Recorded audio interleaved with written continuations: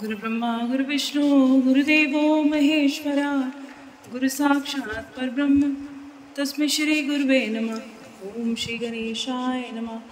बोलो शंकर भगवान की जय, बोलो गौरा मैया की जय। हर हर महादेव। मैना की इच्छा के अनुसार एक ब्राह्मण पत्नी पार्वती को पतिव्रत धर्म का उपदेश देना।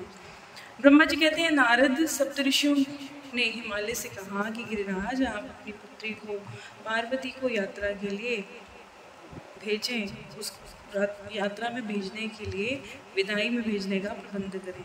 ये सुंदर पार्वती के भावी विरह का अनुभव करके गिरिराज कुछ काल तक अधिक प्रेम के कारण विषाद में डूब गए और कुछ देर बाद फिर से सचेत हुए, नॉर्मल हुए और तथास्तु कहकर मैना को संदेश दिया। उन्हें हिमवान का संदेश पाकर हर्ष शोक से वशीभूत हुई मैना पार्वती को विदा करने के लिए तैयार हो गई। शैलराज की प्यारी पत्नी मैना ने विधि पूर्वक वैदिक, लौकिक और कुल आचार का पालन किया और उस समय नाना प्रकार के बहुत प्रकार के उत्सव भी मनाए। फिर उन्होंने बहुत प्रकार के रत्न जड़ित, जो जिसमें रत्न जुड़े हुए ऐसे वस्त्र और आभूषणों से पार्वती का श्रृंगार किया। मैना के मनोभाव को जानकर सती साध्वी ब्राह्मण पत्नी ने गिरिजा को उत्तम पातिव्रत्य की शिक्षा दी।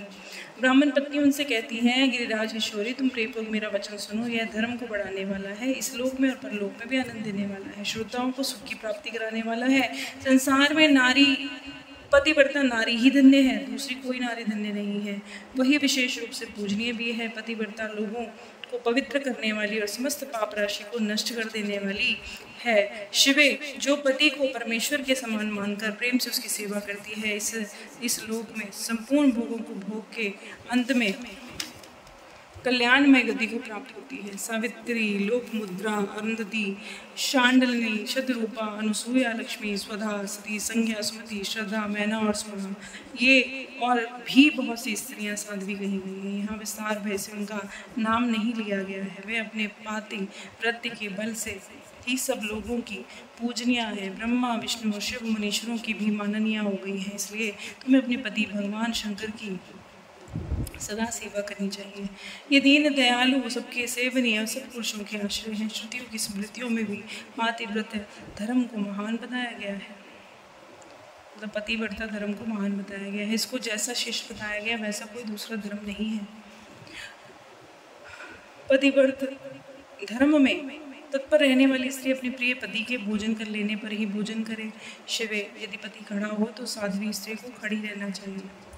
शुद्ध बुद्धि वाली स्त्री, साध्वी स्त्री प्रतिदिन अपने पति को सो जाने पर ही सोए और उसके जागने से पहले उठ जाए और छल कपट छोड़कर सदा उसके हितकर का कार्य ही करे। शिव साध्वी स्त्री को चाहिए कि जब तक वस्त्र भूषणों से भूषित न हो जाए, तैयार और सुंदर न बन जाए, तब तक वह अपने पति की दृष्टि के सामने न जाए।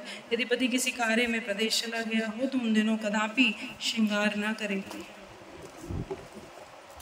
पतिव्रता स्त्री कभी पति का नाम न ले, पति के कटु वचन न कहने पर भी बदले में कड़ी बात ना कहे। पति के बुलाने पर वह घर के सारे काम छोड़कर तुरंत ही भागी चली आए। हाथ जोड़कर प्रेम से मस्तक झुकाकर उससे पूछे, नाथ, किस लिए इस दासी को बुलाया है?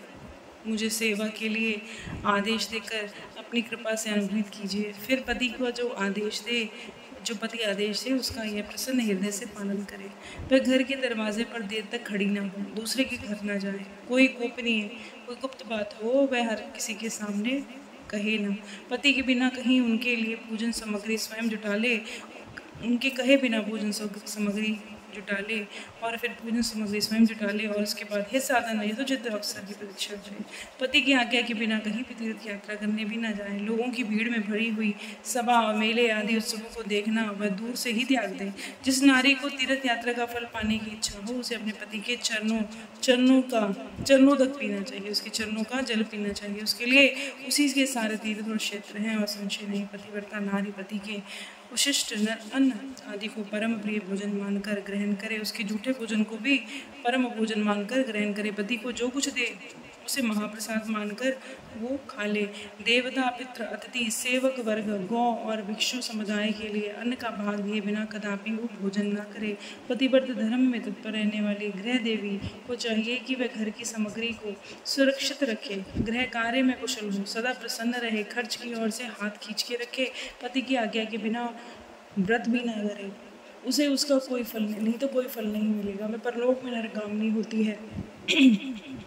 पति सुखपूर्वक बैठा हो, इच्छा प्रसार क्रीड़ा विनोद कर रहा हो, हंस रहा हो, मजाक कर रहा हो, मनोरंजन में लगा हो, उस अवस्था में कोई आंतरिक कार्य आ भी पड़े तो पत्नी को वो कार्य त्याग करना चाहिए। वहीं नपुंसक पति नपुंसक भी हो जाए, दुर्गति में पड़ जाए, रोगी हो जाए, बूढ़ा हो जाए, सुखी हो या दुखी हो, किसी दशा में क्यों ना हो, नारी अपने उस एकमात्र पति का उल्लंघन न करे। रजस्वला होने पर 3 दिन रात्रि का पति का मुंह न दिखाए और उसके अलग रहे। जब तक स्नान करके शुद्ध न हो जाए तब तक पति के सामने नहीं जाना चाहिए। अच्छी तरह से स्नान करने के बाद सबसे पहले अपने पति का मुख दर्शन करें और दूसरे किसी मुख का कदापि दर्शन न करें। मन ही मन पति का चिंतन करके सूर्य का दर्शन करें और पति की आयु बढ़ने की अभिलाषा रखने वाली पतिव्रता नारी हल्दी, रोली, सिंदूर, काजल और चोली, पान, मांगलिक आभूषण, केशों को संवारना, चोटी गूंथना, हाथ कान में भूषण, इन सबको अपने शरीर से कभी दूर न करे। धोबिन, छिन्नाल, उल्टा, सन्यासी और भाग्यहीन स्त्रियों से वो कभी उनको अपनी फ्रेंड ना बनाए, सखी ना बनाए। पति से द्वेष रखने वाली स्त्री का कभी आदर ना करे। जो अपने पति के साथ दुर्व्यवहार करती हो ऐसी स्त्री को कभी पास ना ले दे। कहीं अकेली ना खड़ी हो, कहीं नंगी ना खड़ी हो और कहीं अकेली ना खड़ी हो और कभी वस्त्र उतार कर ना नहाए। सती स्त्री ओखली, मूसल, झाड़ू, सिल, जात और द्वार के चौखट के नीचे वाली लकड़ी पर कभी मत बैठे। जिस वस्तु में पति की रुचि हो उसे स्वयं भी प्रेम से करे और पतिव्रता देवी सदा पति का हित चाहने वाली होती है। वह पति के हर्ष में हर्ष बनाए, पति के मुख पर विषाद की छाया देखकर स्वयं भी विषाद में डूब जाए और प्रियतम पति के प्रति ऐसा बर्ताव करे जिससे उन्हें प्यारी लगे। पुण्य आत्मा पतिव्रता स्त्री संपत्ति विपत्ति में भी कभी पति के लिए एक सी रहे और अपने मन में कभी विकार न आने दे, सदा धैर्य धारण करे। घी, नमक, तेल आदि का समाप्त हो जाने पर भी पतिव्रता स्त्री पति से सहसा ये न कहे कि ये वस्तु नहीं है। वे पति को कष्ट या चिंता में न डाले। देवेश्वरी पतिव्रता नारी के लिए एकमात्र पति ही ब्रह्मा, विष्णु, महेश और शिव से अधिक माना गया है। उसके लिए अपना पति शिव रूप है। जो पति की आज्ञा को उल्लंघन करके व्रत, उपवास आदि नियम का पालन करती हैं वह पति की आयु भर लेती हैं, मरने में नरक में जाती हैं। जो स्त्री पति के कुछ कहने पर क्रोधपूर्वक कठोर उत्तर देती हैं वह गांव में कुतिया और निर्जन मन में सियानी होती है। नारी पति के ऊंचे आसन पर ना बैठे और दुष्ट पुरुष के निकट न जाए। पति से भी कभी भी कातर वचन न बोले, किसी की निंदा न करे, कले से दूर रखे, त्याग दे। गुरुजनों के निकट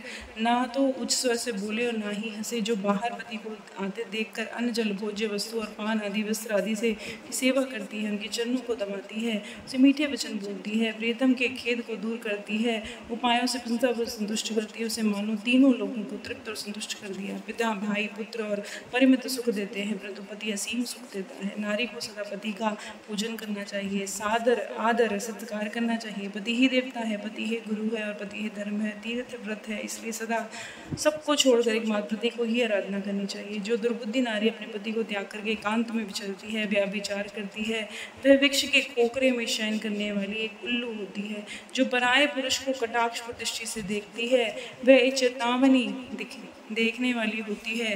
वह पति को छोड़कर अकेले मिठाई खा लेती है, वह गांव में सूअर बनती है, बकरी होकर अपनी ही विष्ठा खाती है। जो पति को तू कहकर बुलाती है वह गूंगी होती है।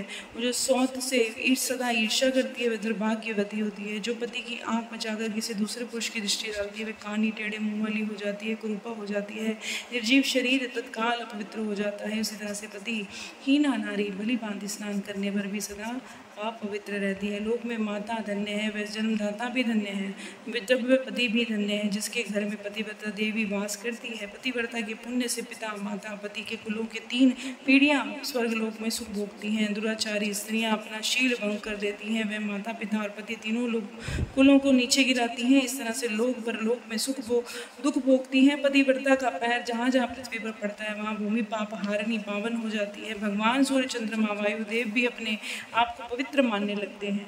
उसके स्पर्श होते ही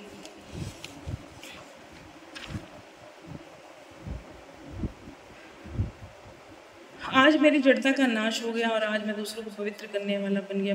भार्या ही गृहस्थ आश्रम की जड़ और भार्या ही सुख का मूल है। भार्या से ही धर्म की फल की प्राप्ति होती है। भार्या ही संतान की वृद्धि करने कारण है। क्या क्या घर में अपने रूप और लावण्य पर गर्व करने वाली स्त्रियां नहीं है, परंतु पतिव्रता स्त्री तो विश्वनाथ शिव के प्रति भक्ति होने से भी प्राप्त होती है। भार्या से श्लोक परलोक दोनों को विजय पाई जा सकती है। भार्या इन पुरुष देव यज्ञ प्रतियज्ञ और अतिथि यज्ञ करने का अधिकारी नहीं होता। वास्तव में गृहस्थ वही है जिसके घर में पतिव्रता स्त्री है। दूसरी स्त्री तो पुरुष को उसी तरह अपना ग्रास भोग्य बनाती है जैसे जरावस्था में राक्षसी। जैसे गंगा स्नान करने से शरीर पवित्र होता है, इस प्रकार पतिव्रता स्त्री का दर्शन करने से सब कुछ पवित्र हो जाता है। पति को इष्ट मानने वाली सती नारी गंगा में कोई भेद नहीं है। पतिव्रता और उसके पति उमा और महेश्वर के समान है। विद्वान पुरुष उन दोनों का पूजन करें। पति प्रणव है और नारी वेद है। पति तप है और स्त्री क्षमा है। नारी सत्कर्म है, पति उसका फल है। शिवे सती नारी और उसके पति दोनों दंपति धन्य हैं। गिरिजा कुमारी, इस प्रकार से मैंने तुम्हें पतिव्रता धर्म का वर्णन किया। तुम सावधान